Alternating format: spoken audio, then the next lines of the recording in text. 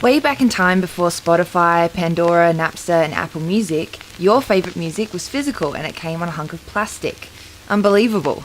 Somehow the analogue sound signal was picked up by a piece of metal skidding through grooves cut into a plastic disc. Why is this ancient technology still popular and collectible? Today we are talking with Vic from Mr. V Music, a new and second-hand music and DVD retailer in beautiful Semaphore. I don't think it's any great secret to most people that really care about their music that vinyl is one of the nicest ways to listen. It's just that over the years they perfected it to make it pleasant to the ear, or it's natural to the ear, and it's all got to do with analog and digital, which is way more technical than I usually worry about. Who are the collectors? Who visits your store? Look, they really range the gamut of anyone that listens to music.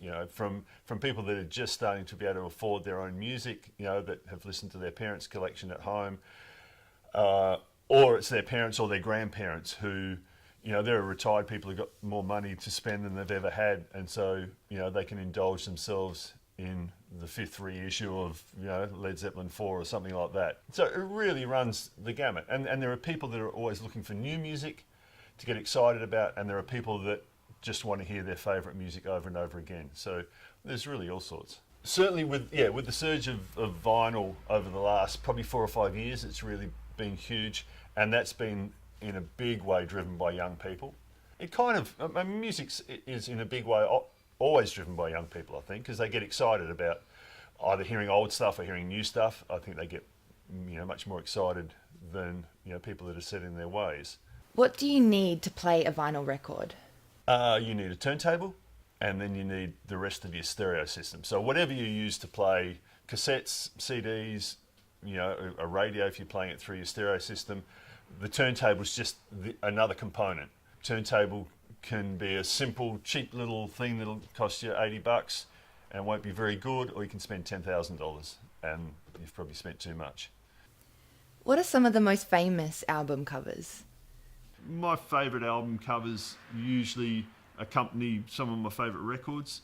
The Zombies Odyssey in Oracle, I reckon, is a great cover, and it kind of matches the music inside. The other album I love, Badfinger Straight Up. Most people laugh at the cover because they got funny hair. They look fine to me. I think it's a terrific album cover, so I won't hear a bad word said about it. Did your business evolve from your passion for music? Yeah. I mean, once you start it, it's just an enjoyable business. So I guess all you really need to do is to be able to pay the bills, and then it's like, well, how do you get a job this good? I'm not against any form of music. It's the music that counts in the end. So you don't want to get too misty-eyed about everything. But having said that, I do. With a shop like mine, it's more classic albums, and when I say classic, probably the most recent is something like Amy Winehouse that still sells regularly. We do kind of from the classic era, from 50s rock and roll, 60s and 70s, but up to modern stuff. I sort of pick and choose what we do of current artists.